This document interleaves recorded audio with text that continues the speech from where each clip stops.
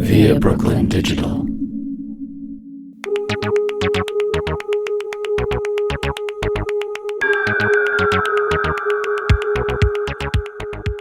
Hello, and welcome to the first Still the Podcast film recommendation episode. In addition to our regular episodes, we are bringing you book and film recommendations that delve into issues that relate to female identifying artists in the arts and entertainment industry. I'm Danielle Joy. And I'm Cori Hundt. And today we will be talking about the movie Woman of the Hour, starring Anna Kendrick, and is also Anna's directorial debut. And as the discussion continues today, spoilers may be revealed. So if you don't want to have anything divulged ahead of time, please consider listening to another episode of our podcast first, and then coming back here once you've watched the movie, which you can catch on Netflix as of the release of this episode. So according to Wikipedia, Woman of the Hour is a 2023 American crime thriller film based on the true story of serial killer Rodney Alcala and his 1978 appearance on the television show The Dating Game in the midst of his murder spree. The film stars Kendrick as the game show contestant Cheryl Bradshaw and Danielle Zovato as Alcala. At the time of the show, Alcala had murdered at least 5 women, and his appearance on the episode later earned him the nickname The Dating Game Killer. We have a trigger warning for our episode today. Our discussion today will include themes of abuse, sexual assault, rape, and murder. And just a reminder for our new listeners in this podcast that we use the term female identifying.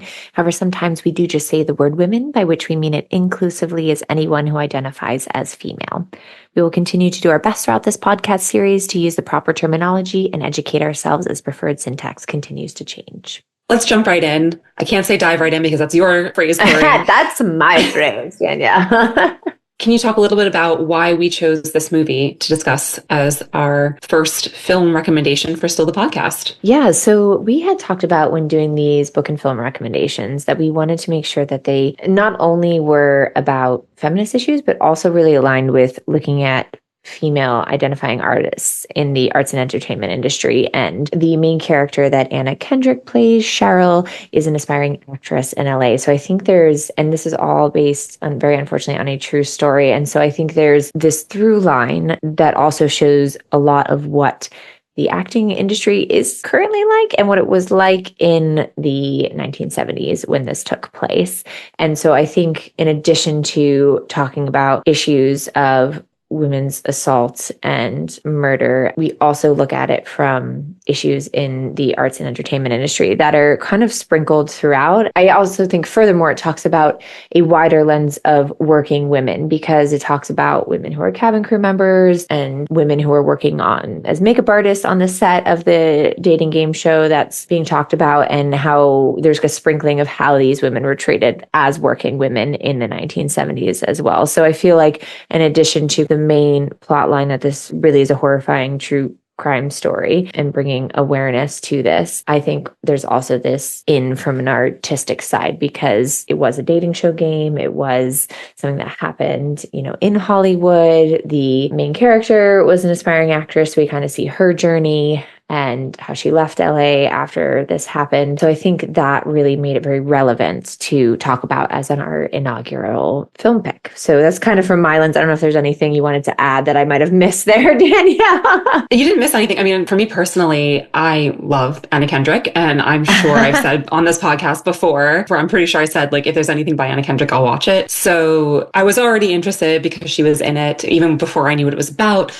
But then I had been seeing a bunch of clips from her press tour for the movie. And like I said, it was her directorial debut. And that really interested me because we have a whole episode about underrepresented women on screen and off screen. So she was actually the director of this movie, and it says she starred in it. And I was just really excited to see what she could do with this. And I think she did an amazing job. Firstly, that was an overall impression, but also her press tour snippets that I had been seeing just made me really want to see this film. Yeah, I think the directorial debut point is really interesting because it's hard enough to kind of act and inhabit a role. It's hard enough to just direct a show, but to do both at the same time and to do it successfully, because of course, yes, you can watch playbacks on the film, obviously, in the digital age, but I think, really having a holistic and kind of bird's eye view of a piece and working and inhabiting a character. It takes an extra skill set, extra amount of work and time and attention. And so clearly it really spoke to her, this piece, and why she wanted to bring this specific story out, and the fact that she not only wanted to act in it, but she also wanted to kind of have that artistic license over it from pre-pro to when you're touring it on the press release, and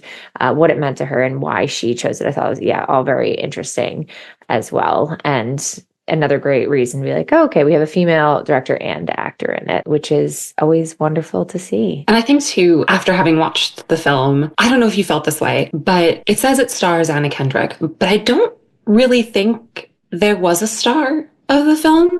It felt very much like an ensemble piece to me because, again, spoiler alerts, everyone, but she's not the one who discovers him. She's not the one who gets him arrested in the end. So I feel like her character provided a great through line for the entire film. And because he was the dating game killer, we needed to see him get on the dating game. So we saw the journey of her getting to the dating game. And her character was very important for us to get to that moment. But to me, it felt very much like an ensemble piece because I was so interested in the other women that were in this film, even though they were on screen for not very long, but we had like almost completely full backstories for them all. The movie starts with a woman that dies within the first couple of minutes of the film, but we hear about how she thought she was in a loving relationship. The guy finds out she was pregnant. He runs away, right? And her parents hated him anyway, so she didn't want to tell her family about it. Very real, rich background story for a character that we only see for like the first 10 minutes of the film. And I felt that way with every single woman that we saw. And I might be skipping ahead here, but for the men in the film, this was like the first film that I watched that I felt all the men were supporting characters. Even Rodney, because one would argue that he was another main character of the film, but you don't know anything about him. You don't get his backstory. You get a little bit of a glimpse into it when we have the runaway in the car with him, like the very last potential victim. You get a little bit of insight, but we never really know. And the movie's not about justifying his need or want to kill. All the men, there's no backstory to them. They're just there to support and be annoying to the women in order for the women to have these experiences. And it's the first film that I've ever watched where that's really happened. I'd argue even Barbie didn't have that. Ken had such a major role in Barbie that I don't feel it was similar. Love Barbie. I'm not trashing Barbie, but the first, besides Rodney, the first two men you see are the guys in the casting office, and they're just there to put doubts in her brain about her acting skills and belittle her and only talk about her body. And yeah, I just thought it was such a powerful perspective to have. I can't think of any other film I've seen that is that much centered on women and all of the men, I would argue, are supporting characters. No, I think that's a really great point and I think it speaks to the fact that you have a female director, first of all, and second of all, that she's also in it as one of the women, and so really taking care. And one of the points I had wanted to make sure to talk about, and I was kind of trying to research more into this as well. Something I think that I worry gets lost in the true crime genre is these were real people, right? These were real young women who were brutally assaulted and murdered, and by giving them these really fleshed out characters and really taking care and showing them as human beings. And I thought the acting was brilliant too. I thought like all the actors in it were amazing. I thought she really did a service to what she was trying to accomplish with the film. And maybe this is sort of tangential, but I like a good thriller mystery, but a lot of them I think that I'm drawn to are fictional, because to me, the true crime. So I used to do, like when I was first starting out in the industry, a lot of reenactment acting. So it was like true crime shows and they need the actor to go through. And there's one that I was in, and it was a young actor. Her name was Karen Schlegel, and she was in New York, and she was an aspiring actor from the New Jersey suburbs, literally a name similar to mine, an age similar to I was, from the same state that I was, German ancestry like I had. And I was acting as this woman, but she was this young woman, I think she was murdered like 21. And there's just something about being that character and being like, this isn't a fictional one. This isn't me doing a script analysis. This isn't me doing, yes, as an actor, I'm doing substitution. I'm not her. But I mean, it was something about going through that was like, this was a real person. And they showed her family. And in this true crime, they, I think, interviewed her sister, who's now, whatever, she was like 65 or something. And there's all these women who were murdered in this movie have family out there and will always have that part of them be lost. And I think Anna Kendrick did and again, I mean, I'm speaking, I haven't, thank God, like endured something like this, but I think it did a very sensitive job with a very, very difficult topic. And I think sometimes I get lost in true crime. And I think you can also speak more perhaps to her press junket and stuff. But essentially, she was interviewed and asked about it, and she didn't make any money off of it. Everything that she made, or she was given money, she was given a fee, but she donated it all to RAINN, the Rape, Abuse, and Incest National Network. So for her, it wasn't capitalizing on this story. And I was reading some more about like how when the script was originally being made and shopped around, I think I went to Toronto Film Festival originally and then got picked up. So I'll have to make sure and double check that. But yeah, just her care with it, because I think that's something with, I think I just avoid actual true crime for this reason, because it's too kind of emotionally upsetting for me. If it's fictional, I'm like, oh, it's made up. It's some writer's imagination. You know what I mean? But there's just something of being like, no, these are all young women, real women. And yeah, I think she really wanted to do justice to that. And from an outsider who's not part of those families, it seems like she did. I'd be interested to see how they felt about this film coming out. I'd be interested too. I haven't seen anything like that. That's a really good point. I haven't seen any responses to how she handled the film, but I agree with you. I do think she did a service, and I think she handled it with care. But I wanted to say that there's a scene in the film. There are two scenes in the film. One where Rodney is at his job and he's like showing pictures to people at the job. And they say he's holding court. And there's a young, I guess, mail room worker who goes up to him and is like, seems to be idolizing him. And Rodney looks at him and he's like, hey, do you want me to take your picture? Come with me after work. And the guy just seems to be fawning over him and is really idolizing him.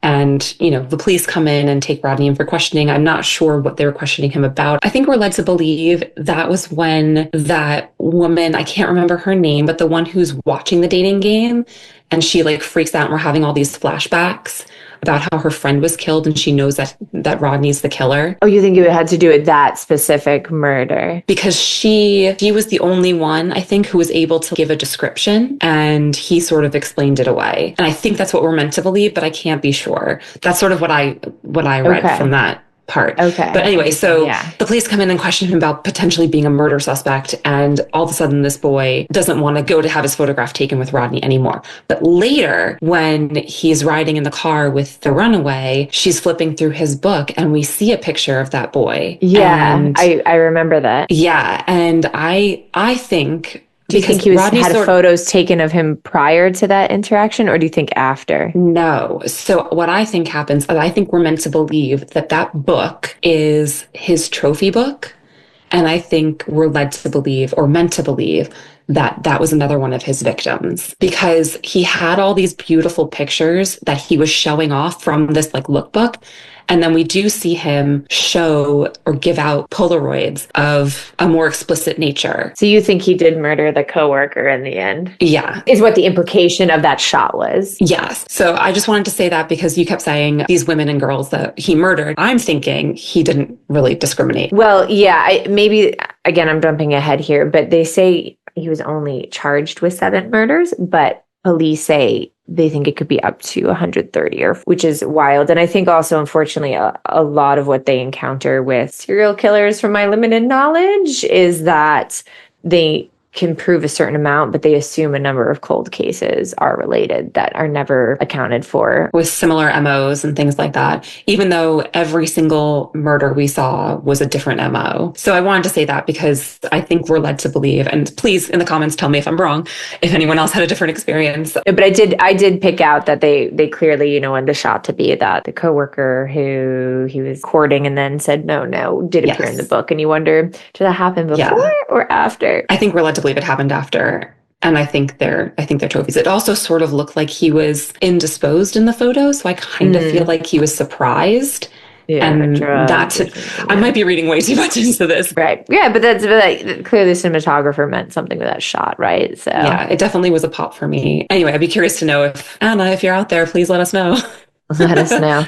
I do want to just quickly, because I didn't mention this before, obviously we're talking about Anna Kendrick and her directing in this, but the screenwriter is actually a man, Ian McDonald. So I just want to give kudos to Ian McDonald for writing well fleshed out female characters in this piece, because sometimes that's an issue, I would say, with male identifying writers trying to write for female identifying characters. And I thought he really did a great job of not making them superficial and making them real people and giving the actor something to inhabit of these real women that existed. Yeah, thank you. That's a good point. And I wanted to just go back to your question before about, or your comment before about how Anna Kendrick gave her directorial fee to Rain. I don't know if you said Rain, but she gave her directorial fee to Rain. And I can't remember, and I'm so sorry, maybe we can Google this really fast. I can't remember if she gave away her entire fee for the movie or just her directorial fee. So what I have from People magazine is Anna Kendrick revealed during an interview on the Crime Junkie AF podcast that she made no money from directing Woman of the Hour because she donated her pay to RAIN, the Rape, Abuse, and Incest National Network, and the National Center for Victims of Violent Crime. Okay, so also another organization as well. So it doesn't mean she wasn't paid as an actor, I suppose, but her directorial fee for this. Yeah, we're not clear on given. Yeah, exactly. Behind the scenes, how much? Just, yeah. I mean, I think regardless, the intention is that she wasn't that this was a very important cause to her and she wasn't looking to profit off of it. She's, again, when we talk about women empowering women and doing art for a purpose, I felt like that shined through. Yes. In one of the press interviews that I saw, she basically said that she felt gross for making money off of this story. So that's why she decided to donate her profit. She said it felt gross when she thought about profiting off of these women's stories. And I thought that was so interesting because when's the last time you heard a man say he felt gross about profiting off of women's pain and suffering? Right. And her press tour was just like a masterclass. She was very humble and she spoke very eloquently and knowledgeably about the subject matter, about why she chose to make this film, which was another poignant piece where she said she came out of an abusive relationship and she was like, I need to make this story, but she wanted to direct it. And that's how she came to the decision to do her directorial debut. And she spoke about how she was on set and she was like, it's almost like being the only adult in the room. Oh, wait, I'm the director. No, someone else is supposed to be the director. Someone else make the decision. But she was like, no. Yeah. And she, talked about this imposter syndrome that we have talked about on previous episodes as well. And I just thought it was really interesting that she did this amazing job. And the reason she decided to do it is because she came out of this abusive relationship, which, if our other episode comes out first, we just had a whole conversation about. Oh, wow. Okay. For the Megan Fox poetry book as well. And so it's, these themes keep popping up in Hollywood and our actresses that we talk about. And I just thought it was such a brave choice to be like, this is a story I want to do. And I want to have creative control over it. So that means I'm going to direct it. I need to see this story done in the way I want to have it done, in which you had already spoken about, and how she did a brilliant service to the story and the subject matter and the people involved. Do you want to also talk about, in terms of perhaps what, I don't know if this is skipping ahead to the moment, I still don't want to go there quite yet, but what scenes stuck out with you the most? What powerful scenes there were? What imagery perhaps stuck out from it? Yes, I think for me, the scene that really hit me like a gut punch was her dinner date scene with Rodney after the game. Yeah. So she's on the date with him. They're having a great time. He's talking about plays. He's really knowledgeable. It was so interesting because, like, how could he have known anything about her? So he obviously was into these things, and they seem like a perfect match. He's like, I think he said like Edward Albee, and he's talking about plays he'd seen and like theater he'd gone to. So he's obviously well read, and like he's a very charming guy. And he tells her she has this vibe of like another famous woman. And she laughs and she dismisses it. And she says, I don't think I have that vibe at all. And he's Yeah. like, no, no, no, your soul. And then she laughs even harder. And she's like, oh yeah, my vibes, my soul. Right, right. Uh-huh. And he gets upset because she made fun of him. And Yeah. the next moment, her acting in that moment is something I feel like almost every woman has gone through, where you've displeased someone, particularly a man, and now you have two choices. You can either backtrack or stick to your guns. And in the movie, she backtracks. And to me, that was so indicative of the times, of everything she'd gone through up until that point, where like men were like tearing her down, telling her she's only good for a smile, telling her she's got a nice body, she's only there to like show it off. And to what we were talking about before as well, about making yourself small and catering to all these other people, just smile and nod. I just felt so sorry for her in that moment. And I was like, oh girl, no. And I feel like it's a turning point in almost every woman who's dating's life to have that moment and then realize, come out on the other side at some point and be like, no, I'm not supposed to cater to these men. And she very quickly realizes, she backtracks and it doesn't work.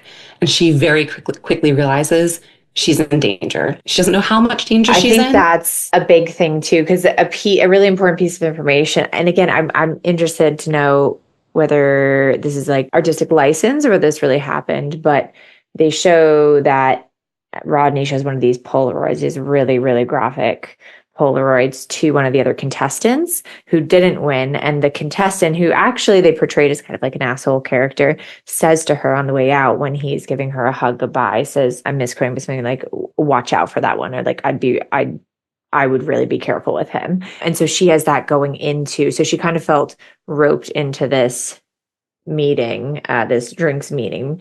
And I think you did such a great job, Danielle, of explaining when you're a woman and you realize you're in danger and you're trying to get yourself out of it. And she did such an amazing job of acting the very nuanced navigation of, I don't want to upset him. If I play along, and when can I get out? Like, what's my escape route? Which comes in again, I think, when the runaway girl at the end, and that's actually how, huge spoiler, how he's caught in the end, is that a woman who survived the assault really manipulated, is not the right word, because obviously she's getting out to save it, but made the situation say, oh baby, it's okay, you didn't do anything, and like gets in the car with him and pretends that she's like in love with him and likes him and is stroking his ego until there's a moment when she can get away safely. And it's the same thing that Anna Kendrick does as a Cheryl character in the bar.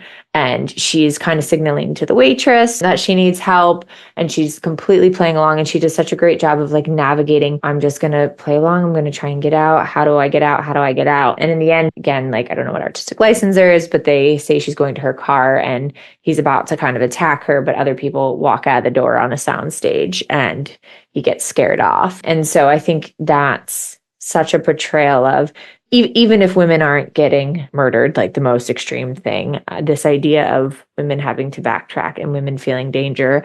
And maybe even as much as, and I think they have these helpful tidbits along the way about like women in the workplace and how they have to kind of play along, right? Or they have to say and do certain things, and they have to stroke egos, and that whole acting, quote unquote, that goes along with it. And I think, yeah, they really captured that so brilliantly in multiple of these female characters. That leads me to something I want to talk about as well, which is, so after her experience with Rodney, the next thing we see is Cheryl packing up and leaving LA and getting out of the business. And I wanted to talk about that too, because that might have just been the footnote for people who watched it who aren't in the industry, but being in the industry for as long as we have and just, you know, seeing these things that are happening, I was so interested in that choice for her. And obviously she's a real person, right? Yeah. To what point do actors, and I feel like this has been happening a lot too lately, like with Chappell Roan, to what point do actors, or, you know, female actors, owe us their time and lives? There was a whole part of that date scene where they talk about being seen. And she says to Rodney, I went on the dating game to be seen. And he said, "Do you feel seen?" And she says, "Well, I feel looked at." And I just thought that was so, how do I explain this? Like, as an actor, you're either in it to like for the artistic medium of it, or you're in it to get famous, you're in it for the money. There's the multiple reasons. I'm not either in it for this or that. But she realized that the attention is not always good, specifically with this man. She didn't know how far it was going to go. She didn't know he was a serial killer. She just knew she didn't feel safe with him, right? Yeah. So she realized after that encounter, and obviously, he chases her in the parking lot a little bit. So like, and she gets saved by the people coming out. So maybe she did realize that it could have been way, way worse. So she realizes that being seen or being looked at even is not always the best thing. And she makes the decision to leave Hollywood for it. And I just thought that was so interesting because there are actresses out there, there are female actors out there who are being seen, who are being looked at, regardless, whatever the terminology is, person by person, that have these issues that, could potentially being stalked or, I mentioned Chappell Roan. She's like, people have these parasocial relationships with her. And she's like, I don't owe you my time. I don't owe you an autograph. I don't owe you a picture if you see me out in public. And there are these boundaries that are starting to be created. And I just thought that was so interesting that Cheryl was able to recognize that in that moment and be like, I don't want this. Like, I thought I wanted to be on screen and be an actor, but I actually don't want to be seen at all. Yeah. And I really wanted to dive into this too. Sorry, I know, dive in. But when we talk about how the movie relates to the industry itself, the fact that you're in sort of is, again, through, and it makes sense, right? The most kind of famous instance. And I think such a huge part of it is, and they said it in the film, well, surely they have to vet them, right? Like the show didn't protect her, and there was no background check. There was no interviewing of the male bachelor candidates on the dating show before. And we see it with, very interestingly, the woman who has suspicions about Rodney because her friend was killed and like he was in the presence of them on the beach, and she has a panic attack and leaves. And the boyfriend's like, well, surely they have to vet him. And then she, like, rightfully so, tells him to leave her alone. And then she goes to security, and security makes a joke out of it and like tells her to wait, and the custodian comes, and so never meets with anybody who can actually help her. And then eventually the boyfriend like apologizes. I'm giving a lot of spoilers away, but all to say, it speaks so much about the status of the industry. And here's the thing is, I do think some things have improved since then, but I think what this film has done a great job of is that it also talks about like issues with the industry. It talks about how the women on the dating show were saying, oh, we'll just smile and make jokes. And there's this wonderful turnaround where she starts to do that. And after the commercial break, she's like, no. And she's kind of like roasting these guys because she's intellectual and smart and ambitious. And it talks about like how the host treats the hair and makeup women. And it talks about how like the cabin crew woman who gets murdered, how the businessmen grope her. And that's like what her job, it just entails. And it's just indoctrinated in the industry. And I think such a big part of this is you see the journey of Cheryl, and she, the men aren't giving her the time of day. They're saying, oh, well, will you do nudity? And these are things that are still so relevant to the industry. How are the gatekeepers treating the women, and what's being asked of them, and what do you have to do, right, to be polite and quote unquote survive? And when this finally happens, you wonder, are they trying to say like this is the straw that broke the camel's back? And so it's like kind of this full arc of everything, and like that's it? Or was it really just she literally almost got attacked and she knew how bad it was, and she said it's just not worth it? Because it's interesting, she doesn't like move to Chicago or New York. It's not like, oh, that one man was weird, I'm going to go pursue my career somewhere else where I feel safe after being traumatized. She completely left the industry, and the note is just she left to have a private life. And you wonder, is it the industry as a whole? Was it the one-off attack? And what has it done to female identifying artists over time? And I think that's a very real question, in addition to telling the stories of these amazing women. But a really real question is, how does the industry treat people, and what safeties are in place for female identifying artists? I do want to be fair. You said that they didn't vet him, but we don't know if they didn't vet him because we are shown a scene where he gets questioned by the police, and then the police are like, we're so sorry for the mix-up. So like, even if they vetted him, he has no record. Right. But I also said like interviewed him to be like, oh, is he weird? But again, he's charming. But he's charming. Yeah. And so are a lot of serial killers. That's a terrible thing to say. Yeah. That is a thing, right? Ted Bundy and everything and Jeffrey Dahmer, weren't they all like, oh, charming men that you trust? Exactly. This is why the woman who was in the audience who had the panic attack gets mad at her boyfriend because he says, I'm sure they vet him. And she's like, but he seduced my friend. I know he's charming. And she knows that she reported him and nothing happened. So she knows that there's probably no record of him. So even if they vetted him, it doesn't matter. And then later on, we do see her go back to the police and say he was on the dating game, and they don't help her.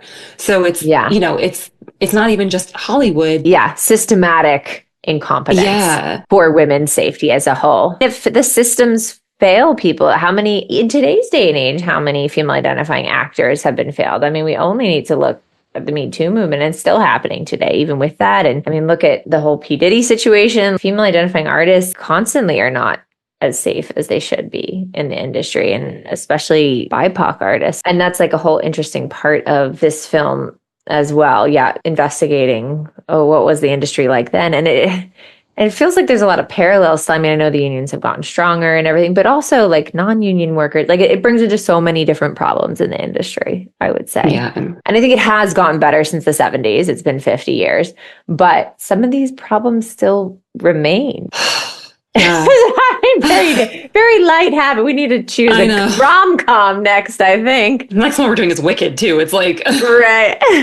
I think at that, we should move into our moment of stillness. And this is a section where we talk about or state anything that popped out at us during the watch. So it could be a sentence, a word, a feeling, etc.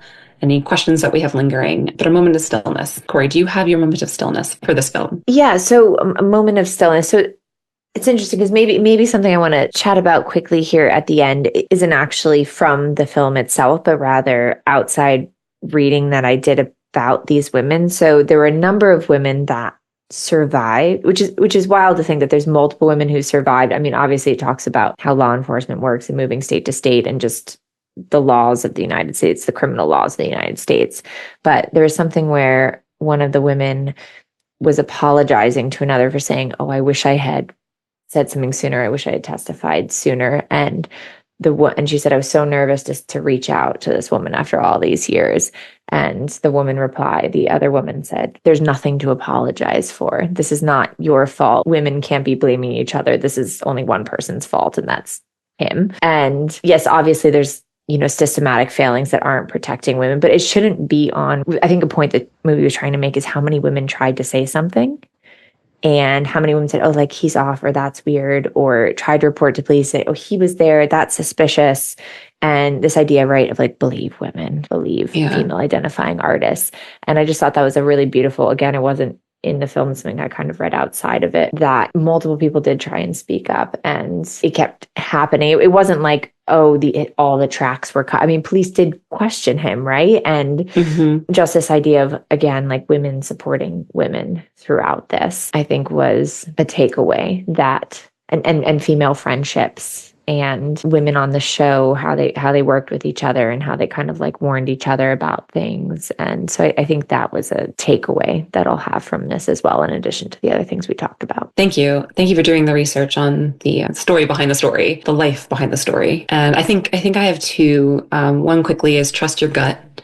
So, if you're feeling unsafe, get out of there. One of the things that did drive me a little nuts with the movie was she left the restaurant with him to go back to her car by themselves. I mean, I guess she didn't really know the extent of it, but it worked out in the end, but I kind of wish she stayed. I did wonder. I thought she was going to say, oh, I have to go to the bathroom and like lock herself in there because she already alerted the waitress. So yeah, I do wonder. Yeah. But again, right, we can sit there. Everything's 20/20 hindsight. But I had the same thought, being like, why does she not go to the bathroom? Don't leave with him. Obviously, it's like us screaming at a horror film, like, no. So yeah, so trust your gut will be my succinct moment of stillness. But I also wanted to mention, I'm going to steal your information here, and I think you should read it because you did the research here. But we should mention the names of those confirmed that were killed in this case. And if you'd like to read those out because you did the research on that. Oh yes. This is something kind of speaking earlier about how I just with all true crime, I don't want it lost that these were real people with real lives. And so I took this from people.com, and it reads, in 1979, Alcala was arrested for the murder of 8-year-old Robin Samso and was convicted in California in 1980 of her slaying, as well as those of Jill Barkham, 18, Jill Parento, 21, Georgia Wickstead, 27, and Charlotte Lamb, 32. He was also convicted of the murders of Cornelia Michael Crilly, 23, and Ellen Hover, 23. In New York.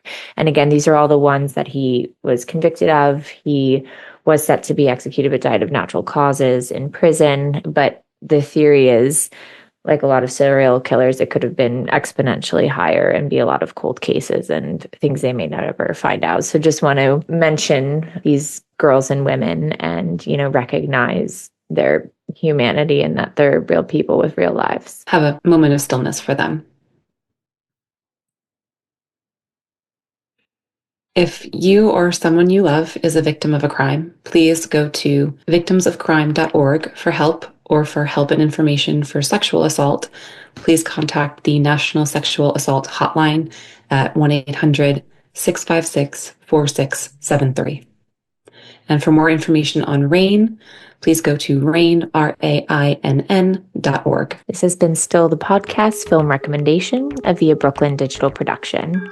Thank you for listening to our first film recommendation episode. Be sure to check out the current and past seasons of Still the Podcast for free on Spotify, Apple, or wherever you listen to your favorite podcasts as well. Follow Still the Podcast on Instagram and Threads at Still the Podcast for updates on new episodes and continued discussions. Also, if you have any suggestions for future episode topics, or if you'd like to be a guest on the podcast, please feel free to drop us a line on social or submit the form on our website, viabrooklyn.org. Until next time. Via Brooklyn Digital.